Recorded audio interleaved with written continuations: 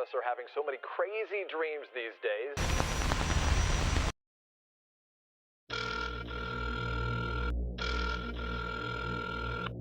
In 2015, a mystery began around the area of Portland, Oregon.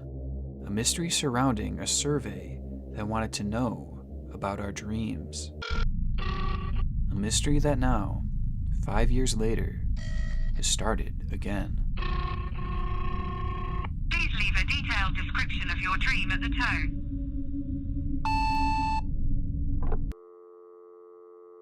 It was around April when the flyers started to appear. They were posted on signs, bulletin boards, and telephone poles. They were glanced over by many, but for the few who stopped to read them, they were left genuinely creeped out. The flyers read, "Have you been having strange dreams? The Willamette Valley Dream Survey is investigating a recent spike in bizarre, unexplainable dreams. If you have been experiencing any unusual dream activity, you can help by reporting a summary. Please call with a description of your dream." No further information was provided, except for a phone number. There was just something about it. It's such a strange request, and it's all so vague. Who's behind this? Why do they want to know about my dreams? And was there truly a spike in unexplainable dreams? As it turns out, the answers to these questions wouldn't be easy to find. Upon reading the posted flyers, many searched online for any information about the survey, because something about it just didn't seem right. And if you were going to share your personal dreams, you'd likely want to know who's on the other end of the line. But nothing turned up. Google searches for the Willamette Valley Dream Survey failed to turn up any results, and no one in the area had any idea what this was all about.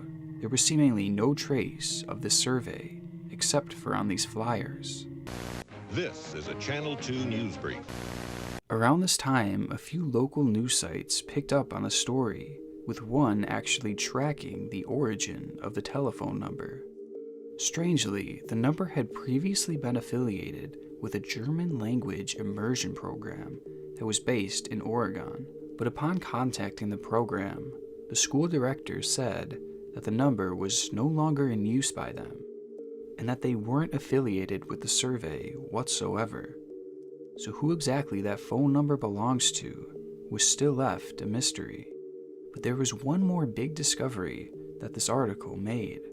There's all this intrigue around this survey, but did anyone actually try and call? And does the phone number even work? Well, according to this article, it actually did.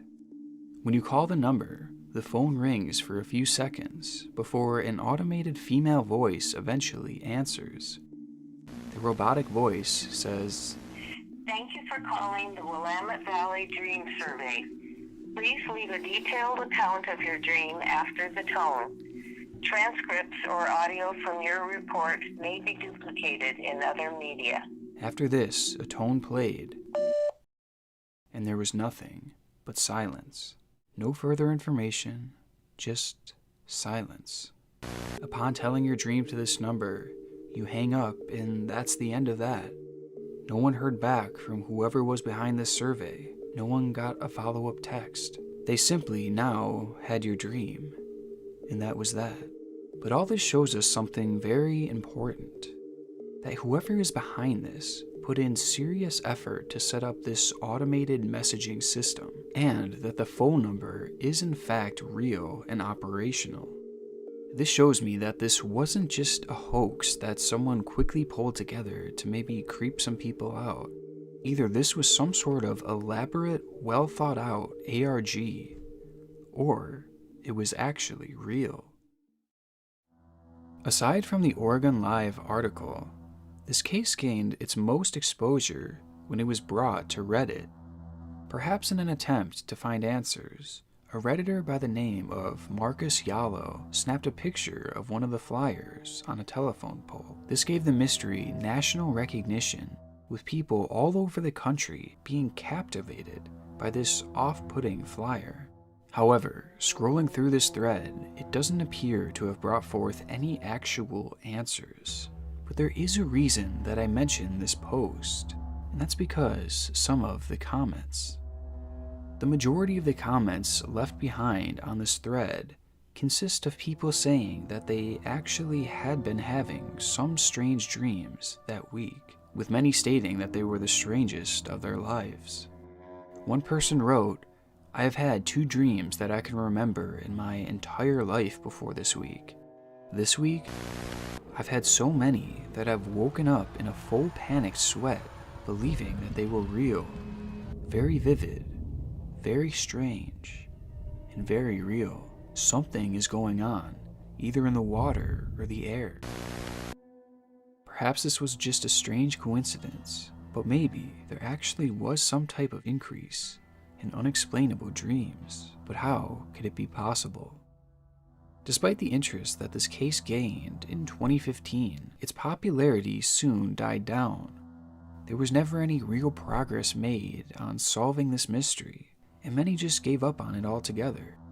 We knew that the number worked, and we knew that people really were having strange dreams, but we knew nothing else. The mystery lived on, but the intrigue didn't. But the dream survey would eventually appear again, only this time it would come with a darker twist. On April 30th, 2020, a post was made on Reddit with the title, "Saw this strange poster this morning in Utah. Anyone know anything about this?" The post was accompanied by a photo of a flyer taped onto a sign. The flyer read, "Have you been having strange dreams? The Happy Valley Dream Survey is investigating a recent spike in bizarre, unexplainable dreams. If you have been experiencing any unusual dream activity, you can help by reporting a summary. Please contact and leave a description of your dream." And just like that, the mystery was back again. Now this bears an obvious resemblance to the flyer for the Willamette Valley Dream Survey, except this time it was called the Happy Valley Dream Survey. And rather than being located in Oregon, this flyer was posted in Utah. And for context reasons, I should point out that Happy Valley is the nickname for that specific location in Utah, and Willamette Valley was the nickname for the location that the Oregon flyers were found. Another slight variation is that the most recent flyer included an email address, and the phone numbers were different despite it seemingly coming from the same person or group. But other than that, the similarities are obvious, and much like the Willamette Valley Dream Survey, it also has a working phone number. The day the story broke, a YouTube account by the name of One Regit actually called the number and recorded the entire thing. Please leave a detailed description of your dream at the tone. Last night... Whoa, there's like feedback. Almost immediately after the robotic voice finishes its message, feedback can be heard on the other end of the line. Last night... Feedback that likely indicates that someone was listening in.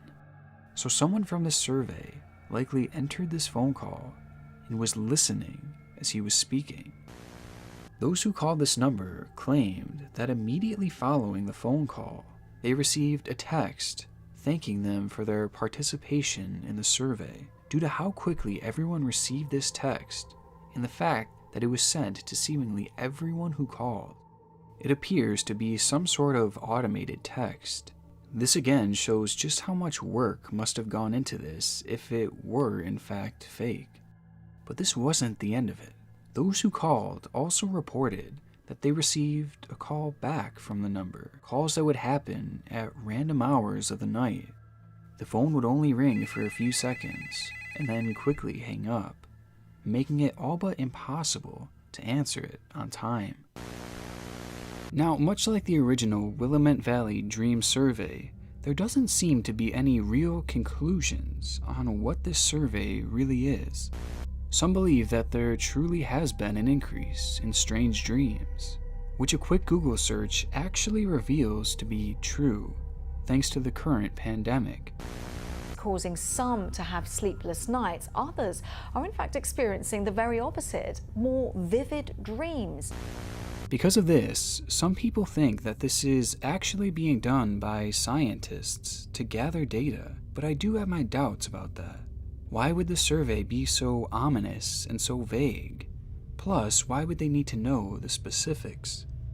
Others think that this could be a group investigating similar dreams that we are all collectively having, which would indicate that something like the man is happening again, only this time it's real.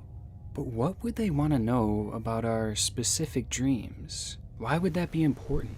What could they signify? What could they mean? That's something that we'll get to in a minute.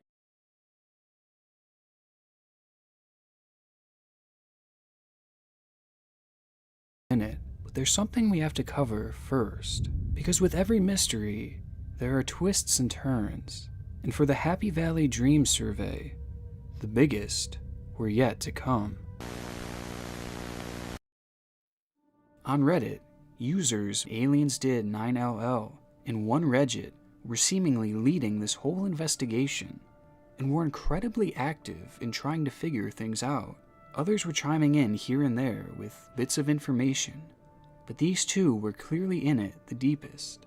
On the original post, 1Reddit had mentioned how he was feeling uneasy about everything, and he was beginning to get worried about what he had gotten himself into.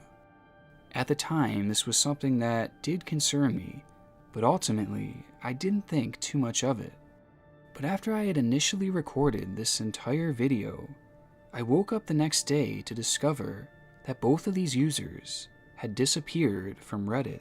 Not just in the sense that they were unactive, but their actual accounts had been deleted. Along with this, the video that 1Reddit had posted that showed his phone call with the Dream Survey was gone too. So now the question is, what happened to them? Well, it's possible that these two ventured too deep within this rabbit hole, and they found out the truth behind this incredibly secretive survey, and they discovered something that they weren't supposed to see. Maybe they panicked and they deleted their accounts in a desperate attempt to distance themselves from the situation. Maybe what they found really was that bad.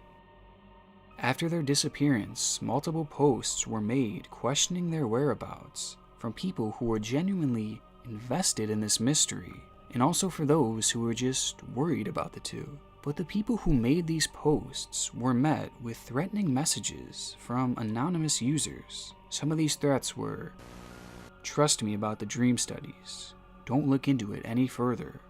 1Reddit and aliensdid9ll deleted their accounts on purpose. This is not a marketing scam. It goes deeper than you think. And this is not a marketing scam. Don't make the same mistakes I did. So how deep does this all go? What could this survey be hiding that's so secretive? Well, sometimes the only way to solve a mystery is to jump down the rabbit hole. I wanted to call the number for the Happy Valley Dream Survey, but for multiple reasons, I didn't want to use my own phone. Really out here about to buy a burner phone. I don't think I've ever been this sketchy in my life.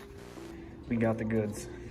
I sat down with my brother Patrick and my girlfriend Mariah to make the phone call, because oddly enough, they both had had strange dreams during my process of making this video.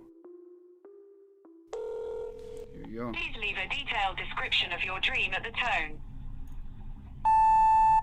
So I woke up with my brother in this weird indoor resort kind of place that was really run down, and this one guy yelled at me hey, how you doing? I was like, oh, good. And I turned to keep following my brother Nick, and he's sprinting away. I'm like, okay, well, I guess I better run too. And while I'm running, this guy catches up to me almost immediately. He knocks me over and starts dragging me away, and I'm kicking and screaming. He's telling me all these horrible things, he's gonna cut me up and take me back to him and his buddies, and for years they're gonna have their way with me, and all this horrible stuff. And I completely recognize him for some reason, and it was Rob Lowe. So I don't know why.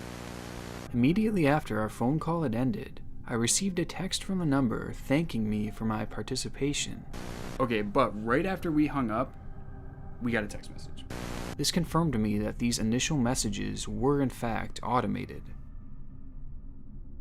Though I still wasn't sure if the Willamette Valley Dream Survey was connected to any of this, I still wanted to try calling just to see if anything would come from it.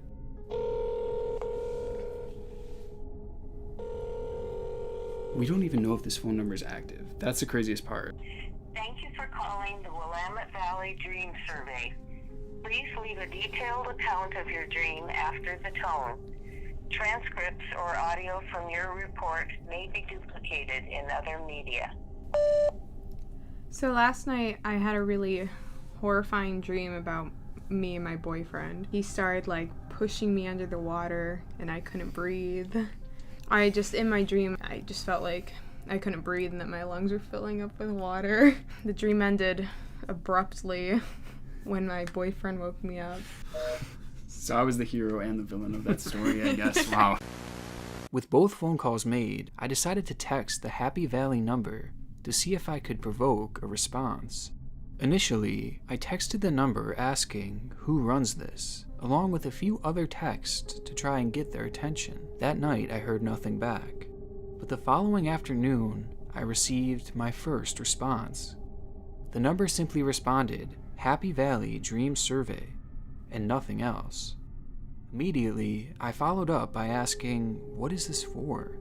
After half an hour, I received another text. I'm sorry my responses are limited. You must ask the right question. Within minutes, I responded by asking, are you a real person? But I heard nothing back. And the next morning, I began growing increasingly desperate. As a Hail Mary attempt, I asked, what is the right question? But as the day neared an end, I couldn't help but think that I had reached a dead end. That was until, out of the blue, 9 hours after my previous text, my phone buzzed. 2 consecutive texts were sent. The first reading, that is the right question, with the follow-up being, 9 goes, 5 jit. Immediately I started trying to make sense of it. I plugged the phrase into Google, but nothing but gibberish came up. I typed the individual words into Google Translate, but again, I got nothing. I knew the phrase wasn't likely just gibberish. It had to mean something, but I wasn't sure if I would be able to crack it. And that's when I got a break. Looking up 9go, I found an obscure site that translated the phrase into Creole Haitian, but that site showed its translation to French as septanum. And septanum translated to English meant September. So 9go translates to September. So September 5 jit was what we were left with, which is all that I needed to know. It all made sense. Currently on Reddit, there is a growing movement from what many claim to be a cult. A cult named 5 September 2020. This cult believes that some type of apocalyptic event is going to unfold on September 5th, an event that's going to be carried out by some secretive organization. And quickly scrolling through this sub, it appears that dreams are deeply rooted within this cult's mythology. Some posts even suggest that dreams could be the secret to surviving this impending disaster. So maybe the cult set this survey up for research purposes. Or maybe they think that our dreams could actually be visions of the end of the world, and they're investigating mass dreams that our population has been experiencing lately. So it appears that the Happy Valley Dream Survey may have actually been set up by a cult as research for the end of the world. Now there are still a few questions left over, but one of the most important questions out of all this is, what happened to the 2 Redditors? Well, perhaps they found the same information that I did, and the 5 September group came after them. Or maybe they were working with the group the entire time, and their disappearance was a stunt to draw more people to the movement. And what about the original Willamette Valley survey? Well, as I got deeper within this mystery, I actually started to believe more and more that these 2 cases are separate. But I discovered something just hours before I was about to post this video. It appears that there was a similar group on Reddit to the September 5th cult that was afraid the world would end back in 2015. And though I don't know much about that group, it appears that they were also having dreams and visions of the end of the world. The group's name was April 30th, 2015, which also happens to be the exact day that the flyers were first found in Portland, Oregon. So it's all very likely that both of these surveys were set up by doomsday cults.